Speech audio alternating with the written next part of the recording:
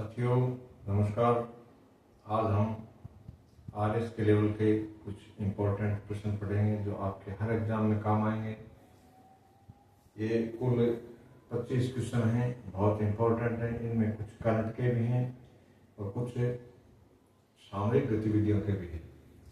सीतुए बंदरगाह है मित्रों, ये बंदरगाह बहुत ही चर्चा में रहा है। ये म्यांमार में है और भारत ने इसका पूर्ण कंट्रोल म्यांमार से समझौता करके हासिल किया है। जिस प्रकार चाइना भारत को उसके समुद्री मार्ग से घेरने का प्रयास करता है, पाकिस्तान में उसने ग्वादार बंदरगाह ले लिया है।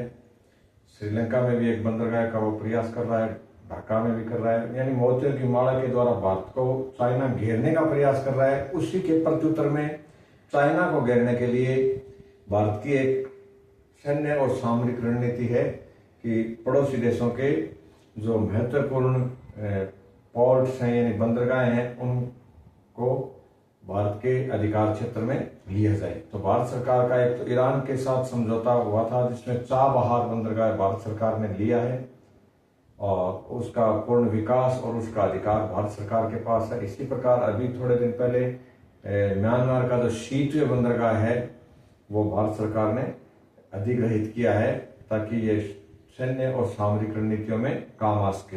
मैं थोड़ा डिटेल से इसलिए बता रहा हूँ कि आपके ये यदि बड़े प्रश्न आ जाएं तो भी आप इनको एक रणनीति के तहत इनका जवाब दे सकें। तो ये म्यांमार का बंदरगाह है।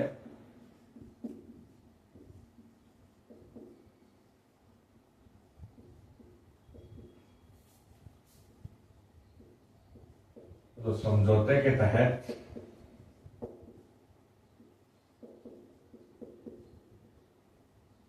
भारत के अधिकार में है।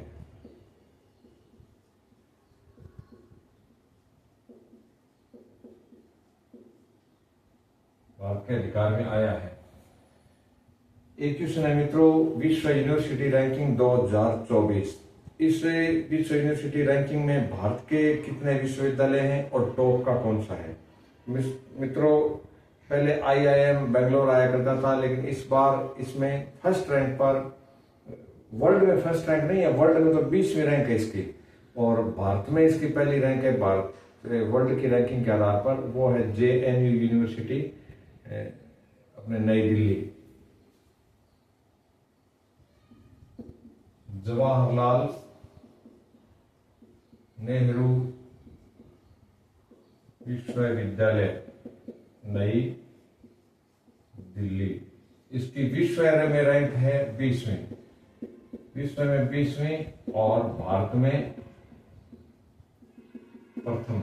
इसके बाद आईआईएम ये अहमदाबाद है, फिर IIM Indian institute of management Bangalore है। लेकिन हम सिर्फ फर्स्ट रैंक याद रखेंगे कि भारतीय विश्वविद्यालय में फर्स्ट रैंक विश्व सूची में जवाहरलाल नेहरू विश्वविद्यालय नई दिल्ली को मिला है।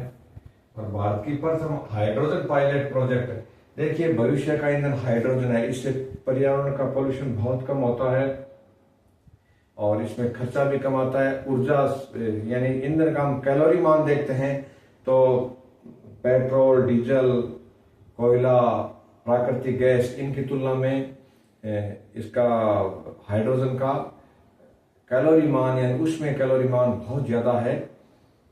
ये भारत सरकार ने एक प्रोजेक्ट हाथ में लिया है।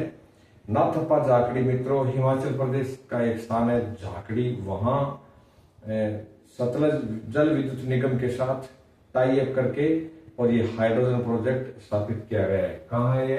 भारत की प्रथम हाइड्रोजन पायलट प्रोजेक्ट क्या होता है? किसी भी योजना को बड़े स्तर पर शुरू करने के लिए पहले छोटे स्तर पर यानी एक सैंपलिंग के तौर पर उसको शुरू किया जाता है।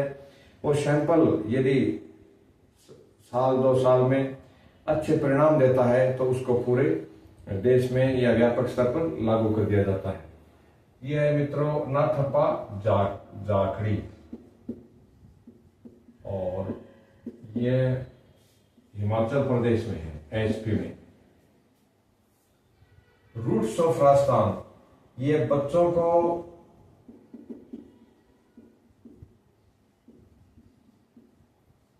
पर्यटन वीडियो बनाने के लिए प्रेरित करता है और उन वीडियो को देख करके और इन बच्चों की आयु है 10 से 18 साल। कितनी है? 10 से 18 साल के बच्चे राजस्थान के पर्यटन का वीडियो तैयार करेंगे और उस वीडियो के माध्यम से वर्ल्ड के जो टूरिस्ट हैं उनको भारत यानी राजस्थान आमंत्रित किया जाएगा। बच्चों में इनोवेशन को बढ़ावा देने के लिए भी एक ये प्रोग्राम है और इसमें जो बच्चा फर्स्ट रहेगा उसको राजस्थान सरकार सम्मानित भी करेगी। तो रूट्स ऑफ राजस्थान, रूट एक मान लीजिए एक व्यक्ति की जड़ें बच्चे में होती है, तो इसलिए इस प्रोग्राम का नाम दिया है रूट्स ऑफ राजस्थान। और ये पर्यटन को बढ़ावा देने की एक अभी इसी वर्तमान सरकार की एक स्कीम है। फिर मित्रों प्रश्न आता है भारत का सबसे बड़ा गोबर गैस प्लांट है। मैं इन कुछ क्वेश्चंस को मिटा रहा हूं ताकि नीचे वाले क्वेश्चनों को आसानी से लिख सकें।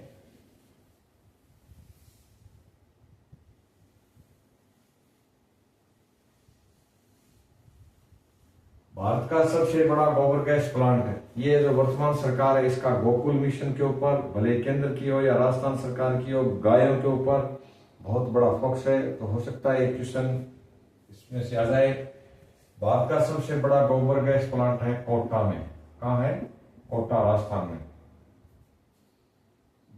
बिल्किस मीर, मित्रों बिल्किस मीर का नाम बहुत ही चर्चा में रहा है कुछ दिनों पहले। ये जम्मू कश्मीर की निवासी हैं और इनको ओलंपिक की जो डिसीजन कमेटी है, यानी जो विवादास्पद मामले आते हैं उनमें जो डिसीजन के लिए एक कमेटी इंटरनेशनल लेवल पे बनी है, उस कमेटी का इनको सदस्य बनाया गया है। मैं लिख रहा हूं J&K की निवासी जिन्हें पेरिस ओलंपिक खेलों की निर्णायक समिति का सदस्य बनाया गया है। निर्णायक समिति का सदस्य चुना गया है। नाम है इनका बिल्किस मीर। फिर ये एक क्वेश्चन है आगे वाला 7 नंबर, दिनेश त्रिपाठी। हाल के क्वेश्चन है ये, करंट के। दिनेश त्रिपाठी मित्रों भारतीय नौसेना के नए अध्यक्ष हैं। इंडियन नेवी के नए अध्यक्ष भारतीय नौसेना के नए अध्यक्ष। आगामी क्वेश्चन 8वां, 16वें वित्त आयोग के अध्यक्ष। मित्रों 16वां वित्त आयोग कब रिपोर्ट देगा? यानी ये 31 अक्टूबर 2025 को देगा। इसकी सिफारिशें 1 अप्रैल 2026 से पूरे देश में लागू की जाएंगी। यहां ये प्रश्न अपने बहुत इंपॉर्टेंट इसलिए है कि ये राजस्थान के निवासी हैं। RS के हिसाब से भी बहुत इंपॉर्टेंट प्रश्न है। 16वें वित्त आयोग के अध्यक्ष यानी 16th फाइनेंस कमीशन के अध्यक्ष अरविंद पानगड़िया।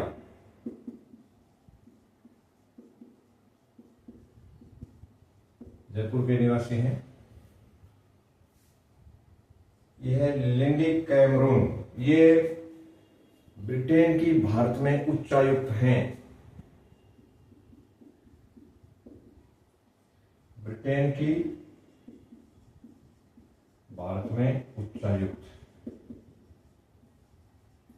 साथियों 2 शब्द आते हैं वर्ल्ड की डिप्लोमेसी में, एक तो राजदूत यानी एम्बेसडर शब्द आता है, दूसरा आता है उच्चायुक्त। थोड़ा सा प्रसंग से हम इन पे चर्चा कर रहे हैं। उच्चायुक्त क्या होते हैं और राजदूत क्या होते हैं? इनको एम्बेसडर कहा जाता है और ये हाई कमिश्नर है।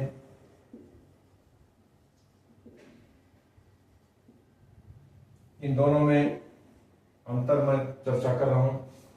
जो राष्ट्रकुल के जो सदस्य हैं जो कभी ब्रिटेन के गुलाम रहे, तो उनमें आपस में जो विदेशी डिप्लोमेसी के लिए नियुक्त किए जाते हैं उनको उच्चायुक्त कहते हैं। राष्ट्रकुल के सदस्यों में उच्चायुक्त, जैसे ब्रिटेन का भारत में उच्चायुक्त होता है, पाकिस्तान का भारत में उच्चायुक्त है, ब्रिटेन और इसका अपने अमेरिका का भारत में राजदूत है, भारत का भी अमेरिका में राजदूत होता है, क्योंकि ये राष्ट्रकुल का अमेरिका सदस्य नहीं है। कई देश ऐसे जो राष्ट्रकुल के सदस्य नहीं रहे, जैसे जो देश राष्ट्रकुल से बाहर है,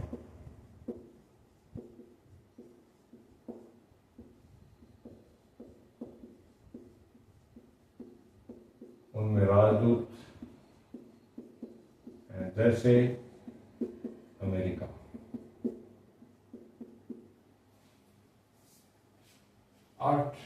9 क्वेश्चन हम कर चुके हैं और अब 10वां क्वेश्चन है। ये टीचर्स एग्जाम में भी बहुत इंपॉर्टेंट है और आरएस में भी है। जितने भी कंपटीशंस के हैं उनमें सारे में इंपॉर्टेंट है। सुधीर कक्कड़, मित्रों ये भारतीय मनोविज्ञान यानी इंडियन साइकोलॉजी के फादर हैं, जिनका हाल ही निधन हुआ है और नैनीताल यानी उत्तराखंड के निवासी थे। भारतीय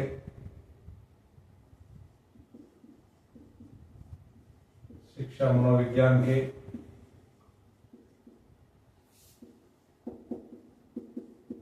पिता,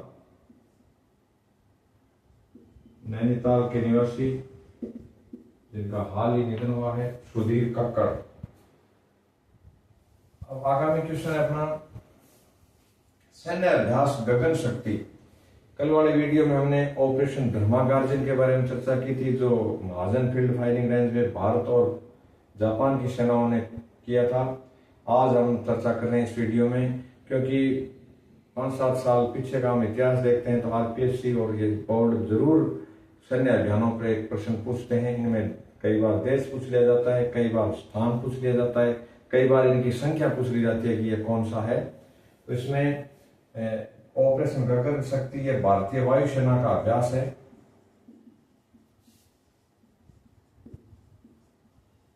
वायुसेना का सैन्य अभ्यास जो अप्रैल में किया गया था। अप्रैल में आकाश लगभग खुला रहता है, तो वायुसेना के सैन्य अभ्यास में आकाश के खुलापन की भी यानी मौसम अनुकूल होना भी बहुत मायने रखता है। भारतीय वायुसेना का सैन्य अभ्यास जो पोखरण में किया गया, पोखरण जैसलमेर में।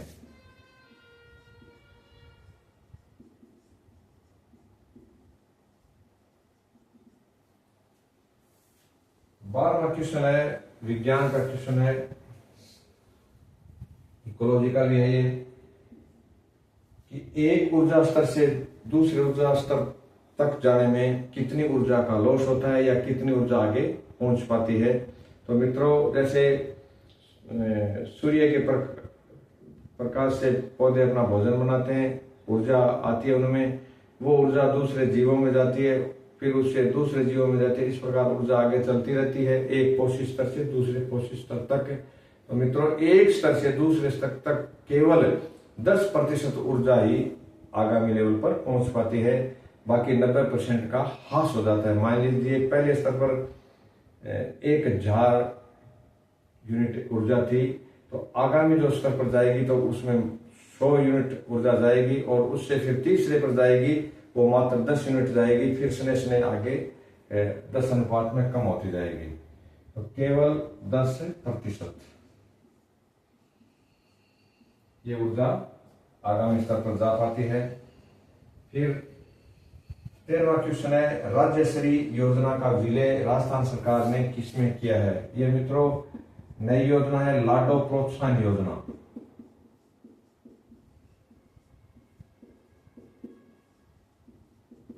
और इसकी 7 किस्तें दी जाएंगी। कितनी? 7। पहले राजश्री योजना राजस्थान सरकार चलाती थी किसी बच्ची के जन्म से लेकर के आगामी उसके अध्ययन तक 6 किस्तों में 60,000 रुपए दिए जाते थे। इस राशि को वर्तमान सरकार ने पिछले लेखानुदान में बढ़ा करके 1 लाख रुपए कर दिया है और इसकी 7 किस्तें दी जाएंगी। राजश्री योजना का विलय लाडो प्रोत्साहन योजना में कर दिया गया है। तो ये हो गया लाडो प्रोत्साहन योजना। फिर आता है लखपति दीदी सम्मेलन 2024। ये कहाँ हुआ था? लखपति दीदी का टारगेट कितना है, यानी लखपति दीदी 5 लाख परिवार इनमें टारगेट रखा गया है और एक उसकी वार्षिक आय कितनी की जाएगी, प्रत्येक परिवार जो उससे जुड़ेगा उसकी 1 लाख की जाएगी। मित्रों हम जानते हैं लखपति 1 लाख वाला होता है तो उसमें भूल नहीं कर दें, कहीं 5 लाख नहीं कर दें। 5 लाख परिवारों का टारगेट लिया गया है, जबकि उनकी वार्षिक आय 1 लाख। और ये सम्मेलन है जैसलमेर में हुआ था। महामहिम राष्ट्रपति महोदय ने इसका उद्घाटन किया था जैसलमेर।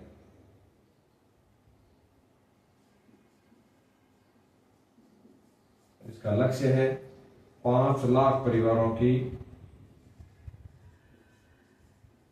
भारत सरकार का टारगेट इससे लगे 5 लाख परिवारों की वार्षिक आय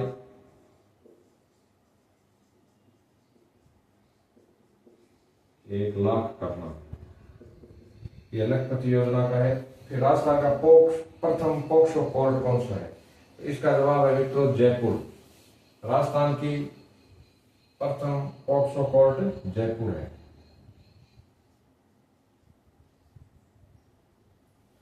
ये हमने 15 क्वेश्चन कर लिए। अब आगामी 16वां क्वेश्चन ले रहे हैं।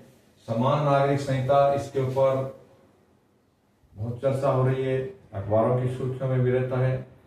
इसको पारित करने वाला पहला राज्य है। वैसे भारत में आजादी के बाद से समान नागरिक संहिता गोवा में लागू थी, लेकिन अभी जो नए सिरे से जो कानून पारित हुआ है, इस कानून को लागू करने वाला, क्रियान्वित करने वाला पहला राज्य है उत्तराखंड। फिर एम श्रीवास्तव यानी इनका पूरा नाम है मुनिंदर मोहन श्रीवास्तव। ये राजस्थान उच्च न्यायालय के अभी मुख्य न्यायाधीश हैं, वर्तमान हैं, और 42वें मुख्य न्यायाधीश हैं। 42वें मुख्य न्यायाधीश राजस्थान उच्च न्यायालय एम श्रीवास्तव। फिर है भूखिया जगपुरा। ये अभी बहुत चर्चित रहा है। अभी भारत सरकार टेंडर आमंत्रित कर रही है भूखिया जगपुरा की जो खाने हैं उनके लिए। ये मित्रों अपने इसमें बांसवाड़ा जिले में गोल्ड माइंस हैं, यानी राजस्थान का पहला स्थान होगा जहां से सोने का उत्खनन किया जाएगा। ये बांसवाड़ा की गोल्ड माइंस हैं।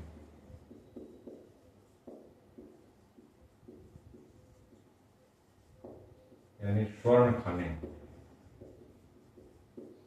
18 क्वेश्चन हो गए। अब मैं लिखे यहाँ पे 19वां क्वेश्चन बता रहा हूं। स्वर्ण की खाने थी भूखिया जगपुरा। Justice AM. खानविलकर कौन है? तो जस्टिस ए.एम. खानविलकर भारत के अभी सेकंड लोकपाल बने हैं। पहले वो घोष थे, पीसी घोष, अभी वर्तमान लोकपाल। वैसे इनको संख्या में ये सेकंड है। भारत का सबसे बड़ा रामसर स्थल यानी ईरान का एक स्थान था रामसर, वहां 1973 में कन्वेंशन हुई थी। तो राजस्थान में भारत का कौन सा इसमें आर्द्र भूमियां हैं? तो ये आर्द्र भूमि वर्ल्ड की सारी आर्द्र भूमियों को चिन्हित किया गया था इस सम्मेलन में, और उनका संरक्षण किया जाता है। ये है सुंदरवन का डेल्टा, और ये वेस्ट बंगाल में सुंदरवन। जबकि भारत का सबसे छोटा जो रामसर स्थल है, सबसे छोटा, वो चेंबनूर, ये तमिलनाडु में है।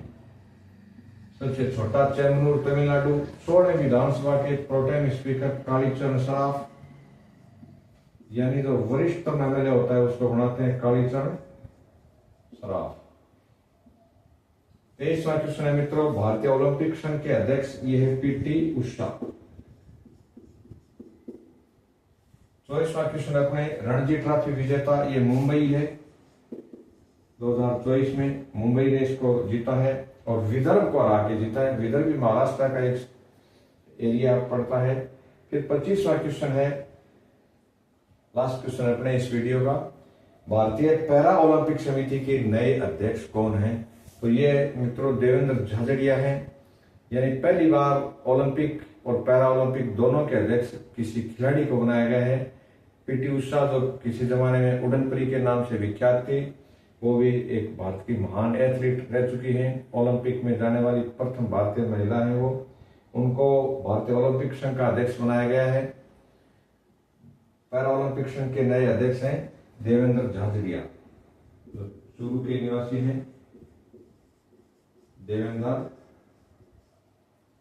झाझड़िया, ये अपने सारे क्वेश्चन 25 क्वेश्चन हो गए, इनको आप अच्छे ढंग से याद रखें, काफी इंपॉर्टेंट क्वेश्चन हैं। धन्यवाद।